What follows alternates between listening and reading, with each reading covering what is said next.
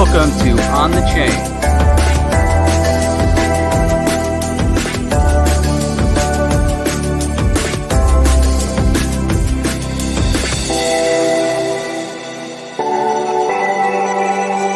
One minute.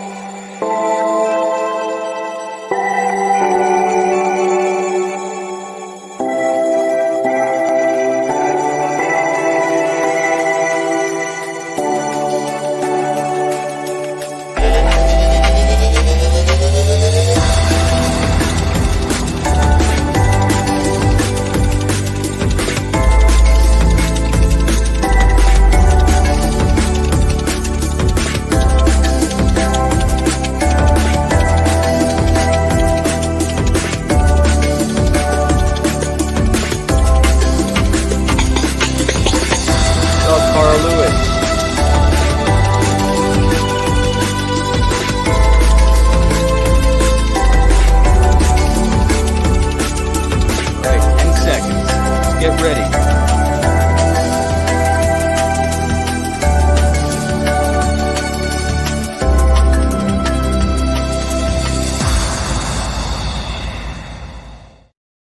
And here we go. We're live here on the chain. This is awesome. Man, I had a surprise guest stop by yesterday, and it was none other than Chip. So out of the blue, I get a text and he said, "Hey, I'm down in your area and I got to stop by. I've got this monitor for you." And so he stops by, and then a bourbon and a scotch later. But man, it's awesome. It's really awesome.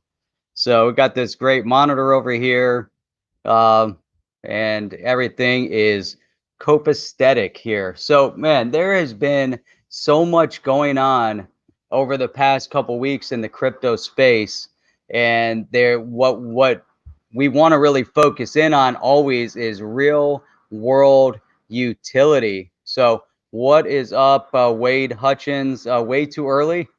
It is nice and early, 8 o'clock this morning. It was a rainy, overcast morning so far. Got soaked out walking the dog, but that's okay. What is up, Carl Lewis? We got Annalise here. Great to see you. Steve Willits with us today. Great to see all of you guys here on the chain, right here with the HODL review. And we will, yes, and Chip's wife was here as well. So it was a real nice visit. It was great. It was great seeing you here. So here we go. We've got the chat going on over here. Any comments that you guys want to have put up on the screen? Boom, just like that.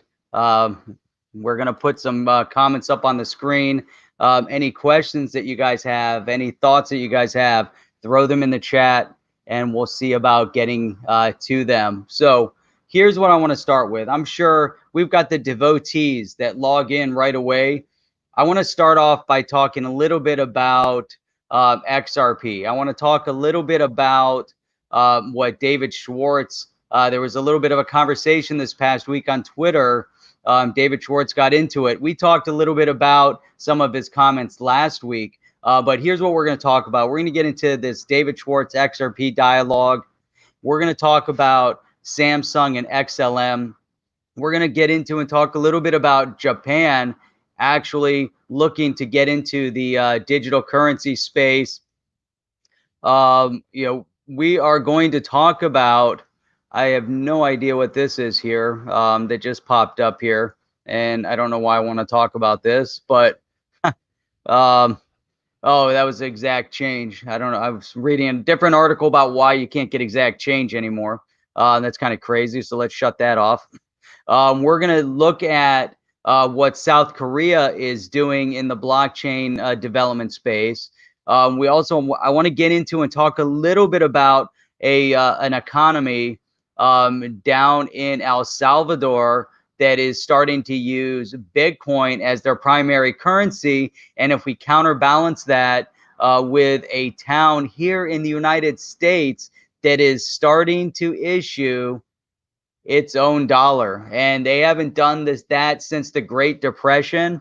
There should be maybe some questions as to what they can and cannot do, but that's going to be interesting. Um, the U.S. government getting a lot more serious about tracking crypto on many different sides, and we also recently saw Coinbase and the IRS get into business as it comes to tracking movement of crypto and investment in crypto. So where should we start? I have no idea. Annalise, you're concerned about the title of the stream. Okay, there we go. Let's start with that one. Awesome. The title of the stream. What was the title of the stream? The altcoin bull market. Bull market.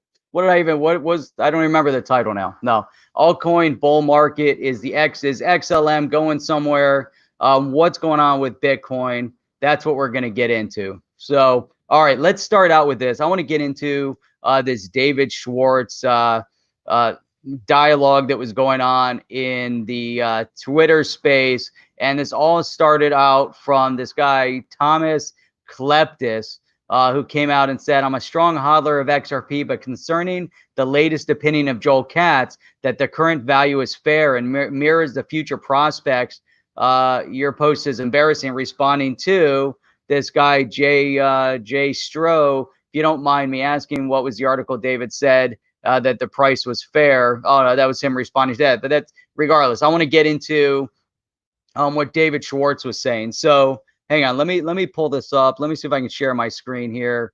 And we're going to do a little bit of a review and do a little dialogue on the whole David Schwartz thing. So let's see here. Let us, don't need tips. Let's just share a screen and let's go to a tab and let's look at the David Schwartz tab. And there we go. Boom. All right, here we go. So David Schwartz, this is interesting.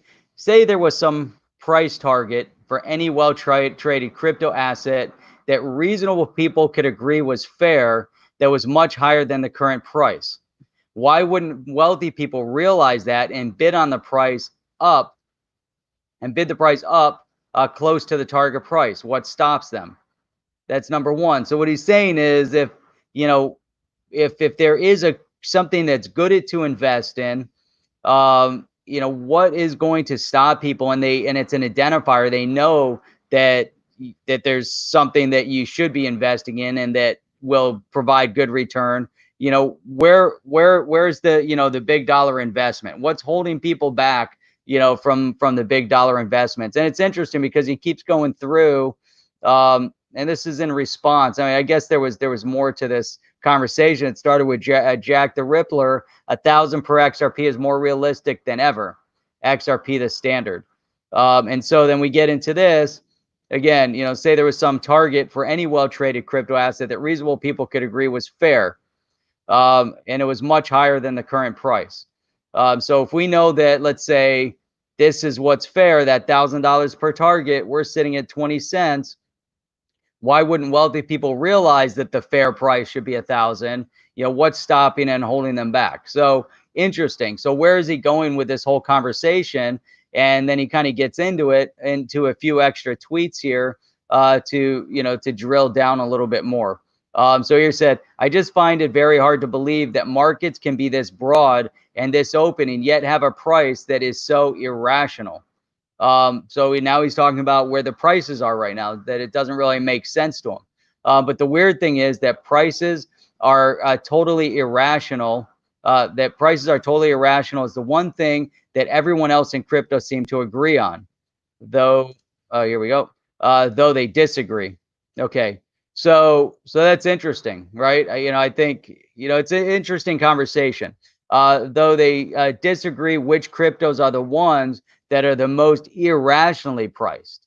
I can't wrap my head around how the market could be that irrational. I realize I'm in the minority. So he understands that the market doesn't really make sense right now, that there's certain crypto that should have better value, that there's an identifiable value to that asset, but yet it's hovering at prices that he's deeming are irrational, yet they should be higher, but they're not. So if there's an identification that you have a product that should be at a higher price, that should be the expectation of fair price. Why isn't it at that price? Why is it still at the lower price?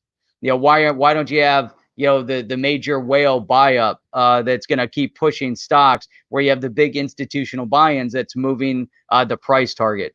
Then he says, to some extent, I guess it's an argument from personal what is this? Whatever. But I can't even pronounce this word. Incredulity, whatever. But I can't understand what would keep a large number of people with vast resources from making the prices more rational. But then look at Tesla stock.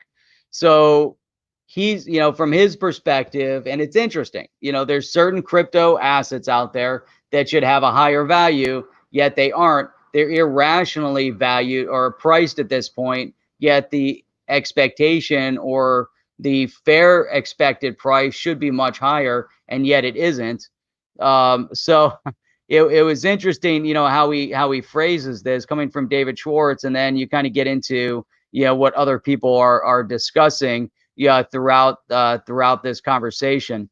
So I thought this was an interesting topic kind of to start with, because here we are hovering at these different price points, and you see movement, but what is it? What is it that really pushes the movement of price? So my opinion on price, as we've seen, movement in certain directions, most of it has been managed through speculation. However, there is, since it's a global sensation, since you have digital assets, being invested in everywhere in the world, by all income brackets, which is also amazing, because you don't necessarily see this in the stock market. You don't see the availability of investing into something at all levels of income, which is, to me, this is the game changer in the crypto space, especially when you start, when you have the ability to begin tokenizing certain things, tokenizing real estate, tokenizing stocks, securities, tokenizing whatever it's going to be. The value of the token and the price point of the token, since it can be broken down into smaller decimal points, allows individuals anywhere to begin to invest in themselves, which is investing in projects. Now, in a speculative space, obviously there's also going to be some inherent risk to it. So everybody is assuming and identifying that as you're investing in different projects, that there's still going to be a level of risk. And it doesn't matter whether you're investing right now in higher risk, medium risk, lower risk, whether it's stock market or in the crypto space, there's always going to be a level of risk when you're investing, versus just taking your money and sticking it into a bank, getting 0.1% interest on the money. So here we got MP. I think you have some interesting Dogecoin. Hang on. All right, here we go. So Ms. C, Crypto Lark said, don't go to a stream and lurk. Oh, here we go. You're not lurking. Welcome. Good to see you here, Ms. C. So here we go. Okay. MP, here we go. MP, if the market made sense, BTC would be under $500. And so is there an expectation of fair value for Bitcoin? Let's say, was Bitcoin pushed up to a level where it is irrational, or is this what the market is saying, that in terms of this investment, in terms of this digital asset, the market as a whole believes that this is the fair price for it? As would then, do they believe that XRP, that the fair price for XRP is now at 20 cents or whatever it might be? Or is the price point being set due to the speculative nature of it? And is it first mover advantage, where Bitcoin was into the market first? Hence, this is what everybody's talking about. I guess there's, multiple ways of looking at this, but per David Schwartz, looking at it from the irrational, MP follows up. Maybe they are waiting for fundamental problems to be priced in on BTC first, before moving in. And that could be as well, if we're looking at, regulation, especially in the US, the big institutions, there's a lot of other things that are that are going on that could potentially be, impacting the price point. So let's see, Wade. When SBI opens up its digital fund with 3 cryptos, which would be BTC, Ethereum, XRP, SBI is saying that XRP will hold 50% of the fund's value. With these cryptos, will these cryptos be bought from exchanges? Seems it would be a cause of a price uptick. And that's a good point. So if SBI is opening up a digital fund, and if in that scenario you're going to have to see that they're going through an exchange, and if you're going to see bigger institutional play regardless is going to move price point. So it's all that, it's going to be massive buy-in, and as soon as you see the momentum is going to create a little bit of FOMO. So if and I believe you can also see this when you see an uptick in movement in stock, especially when institutional buyers start buying in little by little. That's where you start seeing that little bit of a trend, and then it starts moving, and you have more activity, more action, higher price point. That doesn't mean it's going to skyrocket the price point. It could be a 10% gain. It could be a 5% movement, but you could start seeing movement and trends in movement. We'll see if that has a big impact in the market. But what it does do, it's creating real world identification of and validation of this crypto space, of the altcoin space, of the Bitcoin space. So that is where we're seeing an SBI, they set up a fund like that, makes a big impact on the space. Doesn't necessarily mean that case on its own is going to create a spike in price point. However, it does create a spike in an interest within, mainstream. That's my opinion. Now, DNI comes in here. DNI, man, what is up? Great to see you. The same, man, DNI, every morning I get up, it's like 5:30, 5:45, I'm outside, and I get this notification on my phone. It's like, DNI is streaming. And I'm like, oh, this is awesome. There's going to be a stream when I'm walking, whatever. And then it's like, oh, it was 6 hours ago. Man, what's going on, man? You got do some streams at like, 6 a.m. Eastern time over here. That'd be what, like 6 p.m. your time. And we can tune into some of your streams. That'd be fantastic. So, all right, DNI, the same can be said of BTC in the other direction. It's used for nothing other than the bigger sucker theory of speculating. It's overpriced given what you can use it for, which is nothing. Right now, it can be nothing. However, we're going to get into this town in El Salvador that is using Bitcoin as a currency. They're using it as money right now in El Salvador. Now, we could also argue, like DNI is saying that Bitcoin doesn't, at this point, doesn't have a true use case other than maybe a store of value. And, there's nothing wrong with that being its own use case as its own store of value. As you're building up the crypto space, maybe that's what it is, and that seems to be, the primary use case is this is where it's going. It's like gold is gold at whatever it's at right now. I don't know if it's at 1800, whatever the number is right now on gold. Does that make sense? Is that supply and demand, or is it artificially driven?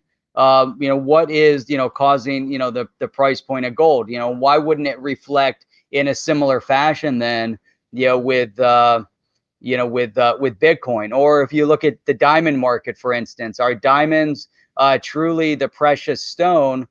Should diamonds be valued at what they're valued at? And there's enough argument, especially in the jewelry world, where diamonds aren't as precious as everybody thinks they are, that the demand and the price point of diamonds is really only pushed based on the marketing aspect of it, that in fact there's other precious gemstones that are much more rare, that are actually nicer than diamonds, that don't have the same value. Even though they're expensive, they don't necessarily have the same price. So there's a scenario where it's kind of artificially created that diamonds aren't rare as some of the other gemstones are rare, but yet you have a different set of demand for it.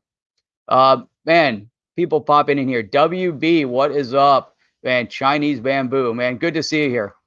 All right, it's so great. I see people that have been with us, from from the beginning. You know, it's awesome. And WB is definitely has been around, you know, right from the almost right from the beginning. So it's great to see you here. And then we have a lot of new faces that pop in here that we don't always see commenting, like Wade and Steve Willits, and let's see who else popped in here. We got Leo Brazil, relatively new in the chats, anyways. And then we've got a new comment here from, let's see, TD73. His comment here is Ripple has burnt their bridges with the community. Cats needs to stop complaining. It's interesting, you know, why exactly he's having the dialogue and he's discussing you know, price points at this stage of the game. And that, I guess, is a great question to bring up. You know, why is he entering into this dialogue at this point, talking about rational and irrational prices, when their primary focus isn't necessarily on the price point of the digital asset, yet their primary focus needs to be on the project that they're building, which is rolling out their RippleNet and their ODL platforms and beyond, and working through the Pay ID and working and figuring out how you build, you know, and expand on the smart contracts that will be built on the Ripple on the XRP Ledger platform, or their platform, however you want to call it. So let's see. Chip, BTC store value, XRP real world use case, which also stores value. Oh, where'd it go?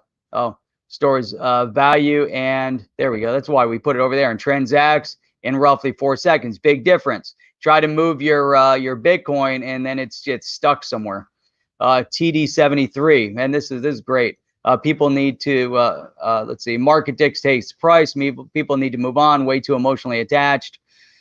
Everybody can have their, you know, everyone can have their opinion, you know, on how it is. I look at the digital asset space as definitely long-term investment, not short-term. Obviously, people can trade and do whatever they want to do within the market. If it's in a speculative market, maybe they have some more opportunities. Maybe there's more risk.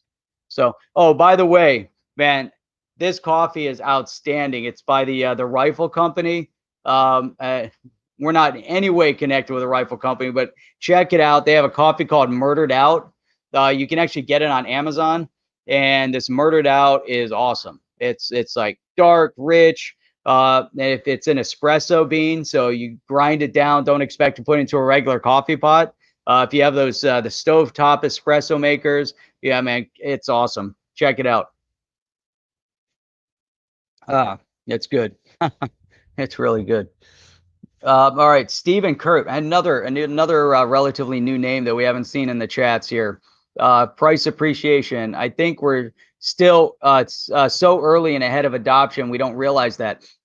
I agree. I think that's definitely you know, the point with all of this is that the crypto space is just gaining momentum, and it's not really just about the crypto space. A lot of this has to do with real world utility, has to do with the blockchain space, right? So as blockchain as a technology is becoming more ingrained into society, which we're beginning to see a lot of blockchain projects, both for good and for bad. So we really have to, you know, this is where societal norms and expectation or regulation as a community body, you know, really needs to be very aware and observant in terms of how can blockchain be good, how can blockchain be bad. Bad is this conversation and discussion about the injecting of RFID chips into and embedding under the skin and utilizing that to track your every move. That's bad. Now, what's amazing about this is that if you think back, you know, so many of us, you know, would really, Carl Lewis, you sure you're not an Aussie? Yeah, last I checked, it's one country I haven't been to yet, is Australia. So I've got to get there. You know, definitely got to get to Australia. That'd be awesome. Now, WB brought something up. Now I'm going to bounce topics here because we've been talking about this now for like 20 minutes. So Wade is saying I can see XRP 5 to 10 years, $5 to $10 over the next 2.5 years. At least he hopes so. Let's see.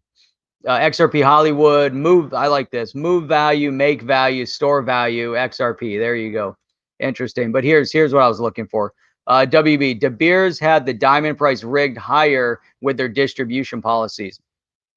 There you go. And so there's control. But here's what's interesting. So good and bad. If we think about the blockchain concept, where's blockchain good? Where's blockchain bad? Blockchain is good if you look at diamonds, right? Look at the diamond gemstone. You can put serial numbers when they carve up the diamonds. They can put serial numbers inside the diamond, so you can only see it under certain magnification. What's crazy about the diamond industry, obviously there's ratings on the diamonds, there's color on the diamonds, there's a grade on the diamonds. You get to a certain point, you can get a flawless diamond with perfect white color, or you can go with like a yellow diamond, and then they have the blue diamond, the different color variations of the diamonds. But what's interesting is that based on the clarity of a diamond, you get to a certain magnification where the eye can't discern the clarity. So you go up a couple levels in clarity and it doesn't even matter. So where we're talking about an imperfection in a diamond, where there's, little imperfections that can be visible under magnification, can't be visible, with the naked eye. Now there are certain points. And so as you're going, you can see the lack of clarity. You can see, the lack of the coloring, or how the light reflects off the diamond. But that's the nature of, and it's interesting, I don't know why I started talking about that, but that's the nature of how they overvalue the diamond, because at some point, what difference does it make? It's, oh, I got this, it's amazing, it's a perfect, flawless diamond gemstone or diamond. And all right, but if you went a couple steps up and you saved yourself a couple of $1,000s, you wouldn't have known. But I guess that's not the point of what you see. It's what people think. So, man, we got Tim Thornton here all the way from Thailand. Awesome. Let's see. We have got Steve Willett said, "Don't come to Australia. The drop bears will get you." And that's the thing I'm afraid of coming to, if we come to Australia, is that like there are bugs in Australia. They have these cockroach bugs and spiders that are like, huge. They're like little dogs, and they walk around, and then who knows? I mean, there's so many dangerous bugs in Australia. I don't know how you guys survive over there. It's insane. Absolutely insane. So let's see. Here we go. Let me put this up, and then we're gonna try to switch over to some of these other topics that we're putting here. But we've got, hi Jeff. I also believe that investors of XRP are getting impatient because nothing is happening. We should be happy we have time to buy more, and that's interesting with the whole with the whole market. Is that people are are maybe overzealous. I don't know. But we saw, I think a lot of it is, we saw what happened in end of 2017, that last quarter of 2017 going into 2018, those that were in the space. And that's kind of when I got into the space, was in the fall of 2017. So I'd been watching it over the summer, and I'd seen Bitcoin a couple years before, and it's an interesting story. So for me personally, I saw Bitcoin a number of years before, because I was trying to find a way to transact with customers down in South America, specifically in Venezuela and over in India, because I had two countries that I needed to resolve currency fluctuations for. So we're doing a huge amount of business. What's up, Sir Dan? Doing a huge amount of business over in India, and a lot of times our projects were held up because of currency fluctuations. And when their value of their currency went down, as opposed to the dollar, and the dollar became too expensive, the cost of the goods went up, a couple $1,000s, and it became cost prohibitive. So I needed something to figure out a way to create the transaction, but really more so, and there's a number of years ago, right as Venezuela was clamping down on their currency. And this is really where it was horrible in Venezuela, because if you want to see not to get political, but if you want to get, let's get economic. If you want to see an example of a country in ruin that wasn't in ruin a number of years ago, but if you want to see corrupted policies that push them in a direction of kind of socialism, communism, that removed the capitalist elements of their economy. Venezuela is a perfect example, which they were a mass exporter, one of the wealthiest countries in South America, and now they're exactly the opposite. But from a Bitcoin perspective, it's in my first contact with Bitcoin was, all right, I have clients in Venezuela. They can't get US dollars. I can't sell to them. They had to write a case at that time before they really shut things down.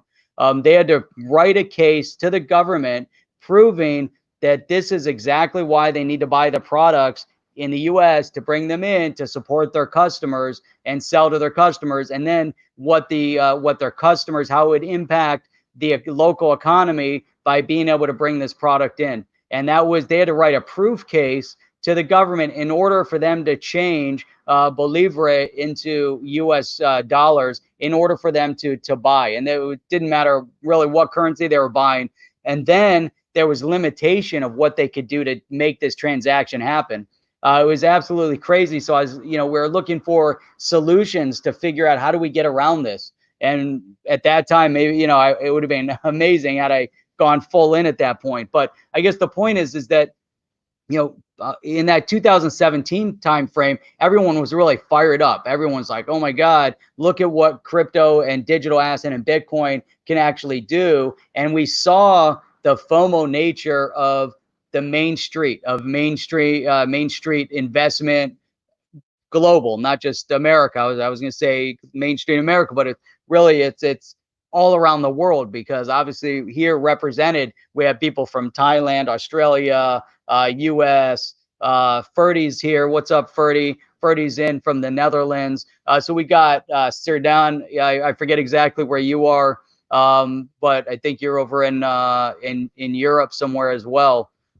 So we've got people from all over the world here because we're all passionate about this investment space. Go back a couple of years ago, and we might be able to have a conversation like this about the stock market, but how many people are going to be fired up about discussing Tesla stocks and Amazon stock and all of that, and considering the limitation of where people have the opportunity to even invest in the stock. Not everybody has direct access to be able to invest. So that's what this space brought. Yeah, I don't know. I got a little bit sidetracked into thinking about that. But so here's something else. So XLM, let's sidetrack into XLM. We spent 30 minutes talking about the other topic. So XLM, this is interesting because XLM has been, I don't want to call it a sleeper, but if we look at maybe the project as a whole, the Stellar Development Project, that old adage with the tortoise and the hare race. So you have the tortoise in the background, everyone's sleeping on them, and here you have Stellar, little by little, creating little partnerships, kind of developing their thing, and boom, all of a sudden, here you go. This past week, what was announced? Samsung is doubling down on crypto. There's an article in Forbes, and they're getting support for payments with Stellar. So now they're working with Stellar in order to create a payment initiative, but mostly because they want to create mobile wallets on their phones, and utilizing the Stellar blockchain wallet, and incorporating it into their mobile phones, mobile application. So, but it's interesting because they're using the Stellar project to do it. Interesting, right? So now we've seen that when was it? And then I'm looking at the article now, but it was the S10 phone is where we saw the beginning of Samsung adopting blockchain, or let's call it crypto, or let's call it digital asset. I like digital asset a little bit better. Let's try to veer away from this cryptocurrency conversation, but let's call it digital asset. So Samsung initially was working with Ethereum, and then they incorporated other coins that were integrated to work with their wallet now from a security perspective and everything that they're doing. So now the announcement is that on their S20 phone, that they're going to incorporate and start utilizing the Stellar network to facilitate this. Now, it's interesting. So now you have here's a direct quote: Stellar's integration into the Samsung blockchain key store is a significant step for our network and the incredible ecosystem of applications built on this platform. Samsung provides a key management solution that is user-friendly and drives greater adoption of blockchain tech. With this integration, we've opened up a new network of users that can benefit from the combined innovation of Stellar and Samsung. That to me is massive, because at the end of the day, how do we start off discussing speculation? Here we're talking about real world utility. So in order for there to be price gains in anything, you need real world utility, not just from their architecture, though. It can't just be their blockchain architecture. We have to also begin to see a little bit of the utilization of XLM. Now, what's interesting is that the XLM token is going to be utilized as we're seeing, Samsung incorporating the technology for their payment structure. So the sky's the limit at this point, right? We see what's happening. So here they are again. They're a sleeper, and here they are, moving forward and making big projects. Samsung is a big project. Samsung is a massive, massive name in the space that's really going to propel them, especially with what's going on over in Korea. So we're not talking about just some random off to the side, who knows, little no-name organization. We're talking about one of the leading companies of South Korea, one of the world's largest companies, providing electronics, and they do a lot more than electronics. I mean, they make stoves, refrigerators, they make industrial, they make so much stuff. It's unbelievable. They even made cars with Nissan. And so if you're in, I don't know if they still do, but I know when I was in South Korea, there were Samsung cars driving around. So it's kind of crazy. Like, oh, look, there's a Samsung car. Never saw that before. But anyhow, Stephen Kurt, this is the new stock market. XLM will be part of the payment infrastructure as well as XRP. So you're starting to see it. This is where it gets exciting. Now, does it happen overnight? Doesn't happen overnight. It takes time. You can't all of a sudden, change the direction of technology, banking, payments, all this stuff. I don't care. I mean, we're talking about 10 years, right? So over the course of the 10 years, we've seen this market, this space develop from Bitcoin to Samsung incorporating Stellar, the Stellar ecosystem into their phones to facilitate their payment structure. We've seen it start in 2010 from Bitcoin to XRP or RippleNet, or Ripple developing a RippleNet solution to take on Swift, which obviously they started back in 2012. So 8 years. We see this, but the thought process went into it many years before that. So we're seeing, 10 years where we've gotten in the first 10 years has been, phenomenal. Where do we go in the next 10 years is going to be unbelievable, because this blockchain tech is going to be incorporated in every aspect of our lives. And this is why it's so critical that we're smart about how we're and observant about how we see the incorporation, of these things, into our lives, So, and this is funny because, we have to think about it from a government perspective, right? So we see what's happening, let's say, like over in China. We know that, if we go over to China, we know what their initiative is going to be from a communist government perspective. They want to utilize blockchain to control the ebb and flow, the movement of their economy, the ebb and flow of their people, what they do, what they don't do, what they can, what they can't do. They want to observe and watch and control every aspect of that. Now, that can be done through blockchain, and it could even be done through AI.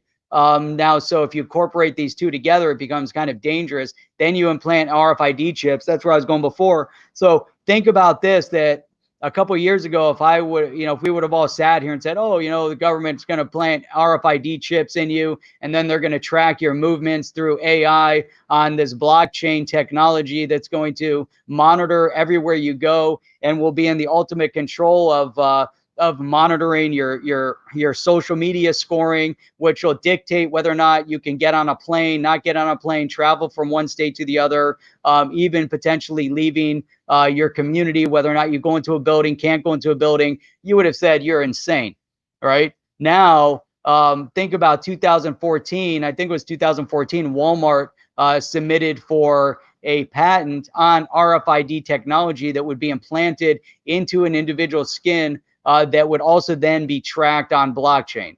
Now, think about that it's Walmart that submitted a patent like that. And then you fast forward till 2020 and you kind of see what's happening on the ground. And then you start thinking, all right, there's good and there's bad. So we got to be very, very cognizant of what we're doing. Yes, they're already monitoring, via your mobile, which is interesting. So they can track movement. However, they can't control where you go, what you do, what you can't do via just your mobile phone, because it doesn't work that way. I can give my phone to somebody else and nobody's going to know different, whether it's me or somebody else. They can just follow where the phone goes. They can track what you buy, what you don't buy, if you buy on your phone, what you see, what you don't see. They can monitor it.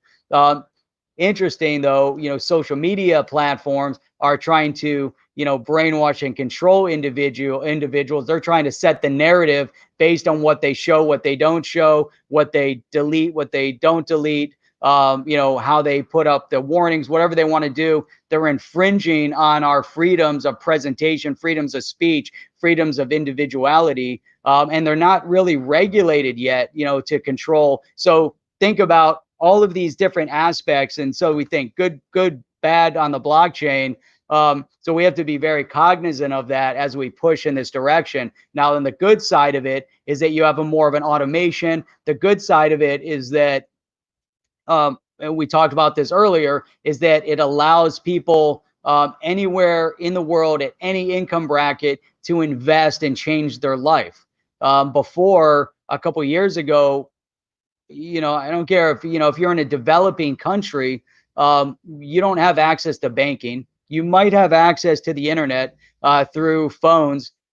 Yes, no, maybe. But there's internet cafes. There's all these different things that you'll find in developing countries. But in a lot of the developing world, they still have their phones, and that's definitely a big market. So like even over in India, in the poorer communities, there's still a methodology of access somehow to getting to an internet platform.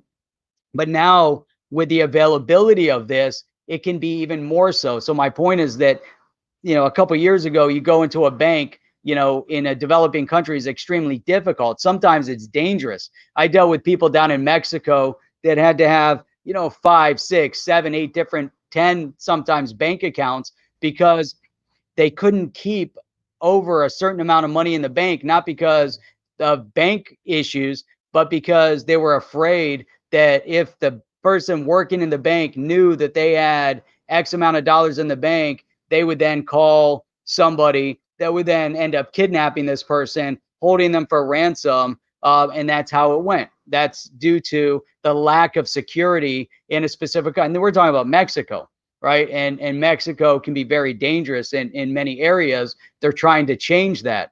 But that happens in a lot of countries around the world. We take it for granted in the United States. We take for granted our peace and security in the United States, that you can go pretty much anywhere and access banks anywhere. Although, we see, elements within our community also. You can almost call some of the poorer areas of the community that the government has really attempted to control through their handouts and kind of suppression of quality education or whatever it might be. But yet they also then have a slight, lack of access to the banks, but completely different world, because they can get outside of the community, you know. But in these developing countries, you have nowhere else to go. Mexico, you have nowhere else to go. Where are you going to go? Digital asset crypto is now giving people this opening, this opportunity. I don't care where you are in the world, to change how you transact, to change, you know, how you live your life. You know, so that to me is awesome. That's awesome. Yeah, that's all. You know, anybody in here right now, you're watching, give us a thumbs up. You don't like what we're talking about, give us a thumbs down. Doesn't matter, but prefer the thumbs up. If you like the topic, if you're new to the chat, hit that subscribe button, subscribe to the channel. We have tomorrow night, Sunday, on the roundtable right here on this channel.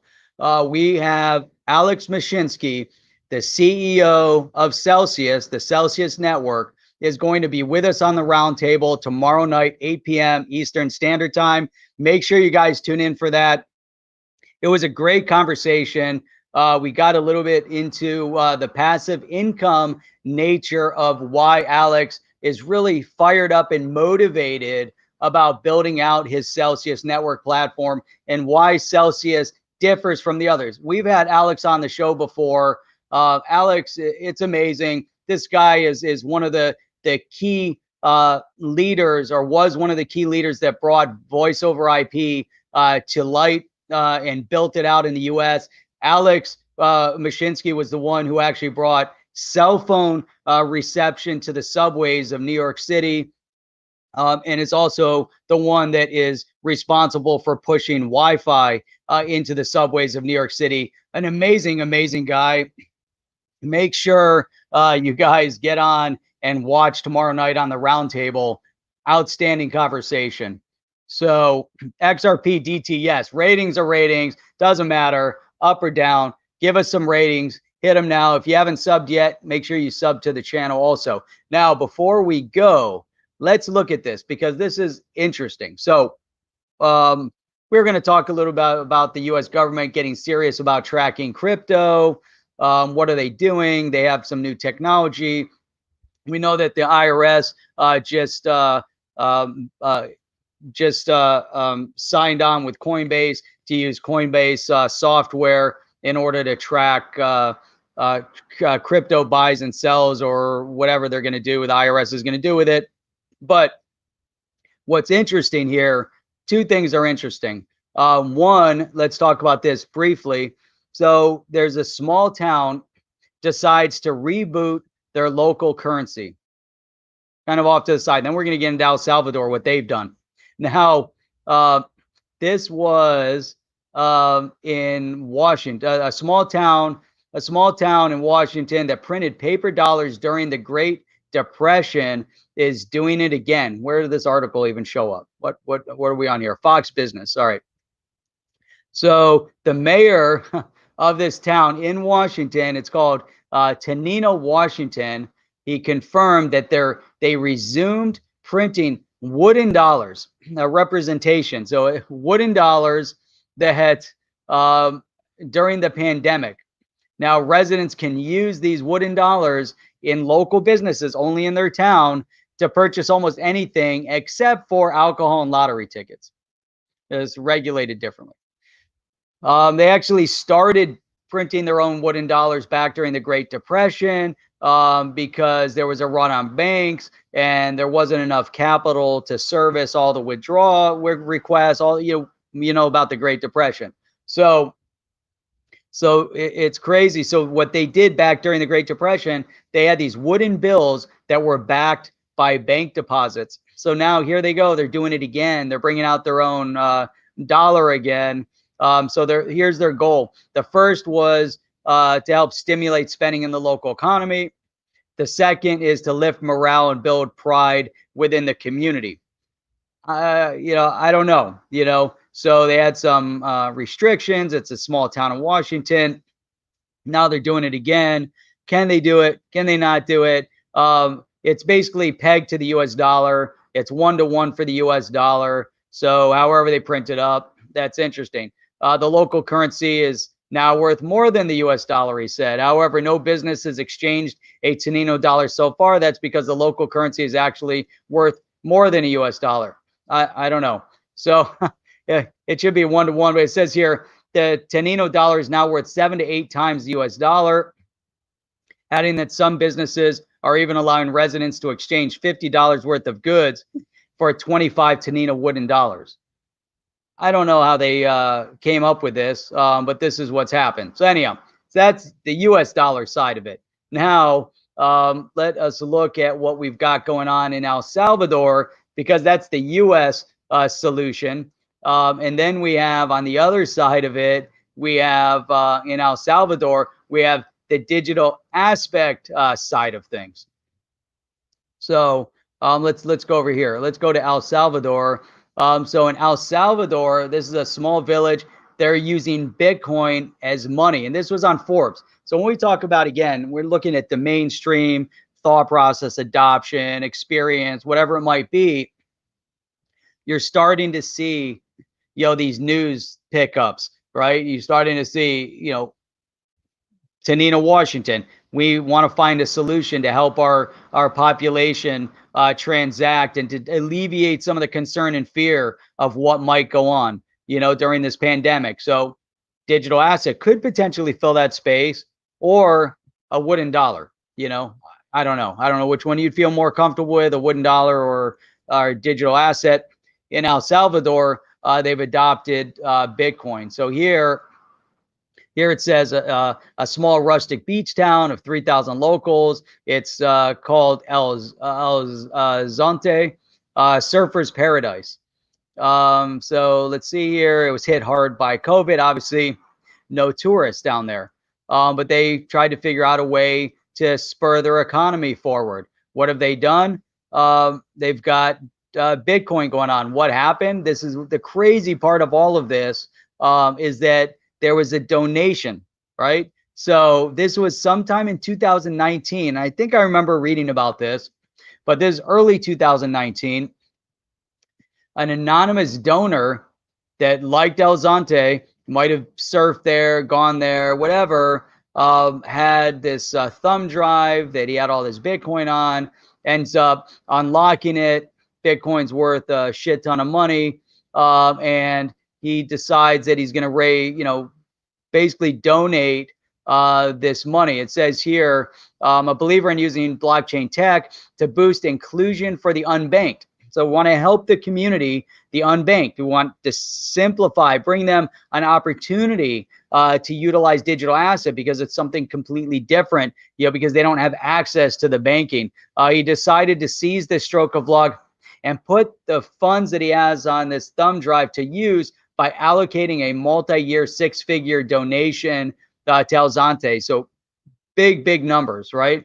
After meeting with other philanthropists in the area, they actually they take the funds, all of which wanted to take the funds and convert them into fiat to cover the community's immediate needs. The donor partnered with this Michael Peterson, a San Diego native, and they spent 9 months volunteering there, or he spent 9 months volunteering there. But Michael was given the opportunity to administer the Bitcoin, that he wouldn't cash it out. So that was the key, is that they had to transact in Bitcoin. Now the vision there is Bitcoin Beach set out to create a sustainable Bitcoin ecosystem. Now this could create a whole different conversation, because right now it says, what can you buy there? You can buy anything from tacos to hardware supplies to paying your utility bill. It's utilizing the Lightning Network in order to make the transactions. The group chose the Aussies here, the Australian-based wallet of Satoshi as its wallet of choice, as it works both on and off chain. So that's interesting. Or on and offline, on and off chain, on chain and off chain transactions. So crazy, right? So here you have a country. Obviously, you had somebody that donated some money. Bill, what's up, man? People donated some money to get this started. But how impressive is that they spurred some economic growth? They made some real change in society. And we're not talking about a government program. that donated this money. We're not talking about the government getting actively involved. We're talking about private individuals that said, we want to change how these individuals in this town work and exist. So they created this Bitcoin fund. How amazing is that? I mean, that to me is unbelievable. And then you have someone that has to administer the ebb and flow of it. To me, that's awesome. So this is great. So it's just phenomenal. Then we have, let's say, Crusaders fan. I like this. There's no thumbs down, but there could be more thumbs up. Please show support for the channel. Jeff and Chip are awesome people. Appreciate that. Crusaders fan. That's awesome. Love it. Here's something from Arati Om. What is my personal take on Celsius? So far, what I'm seeing in Celsius, I look at the project. I look at the individuals that are running the project. Here you have an individual, and I'm, full disclosure, I'm not invested on Celsius. I'm not staking any of my digital currency on their platform at this point.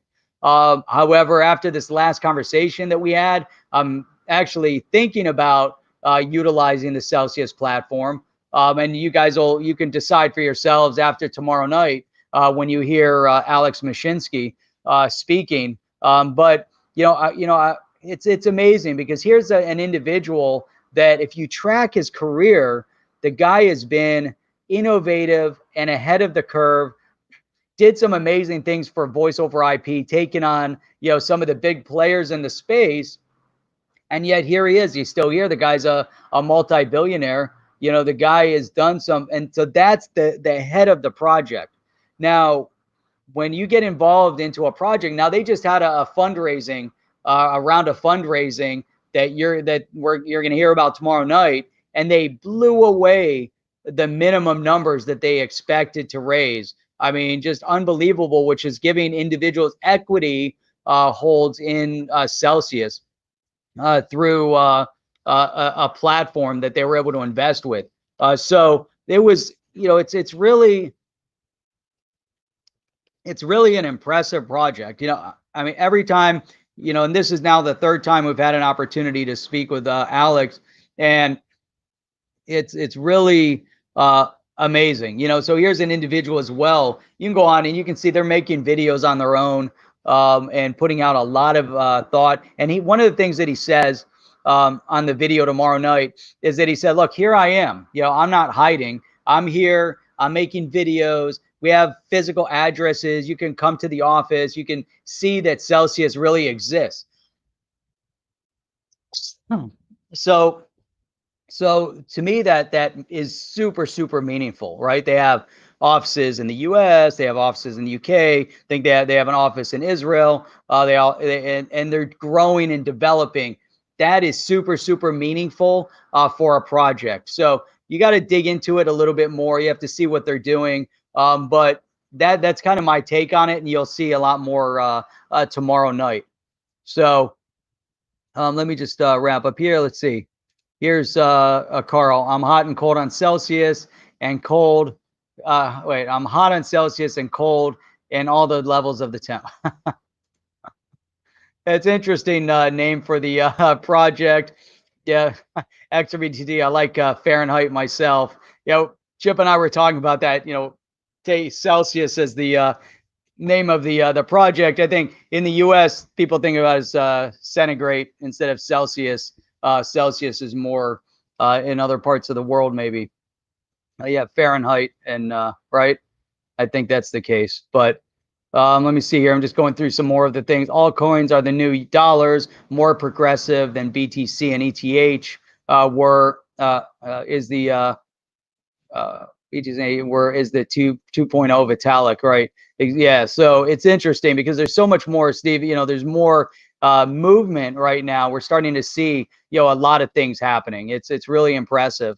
So I think ETH being slow and upgrading to 2.0 is giving cryptos like ADA an opportunity to make huge gains in the crypto space, which could lead to ETH's downfall.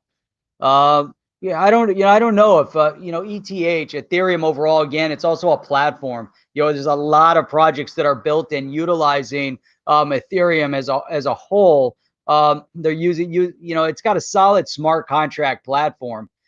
So I don't see Ethereum going away anytime soon, just as I don't see Bitcoin going away anytime soon.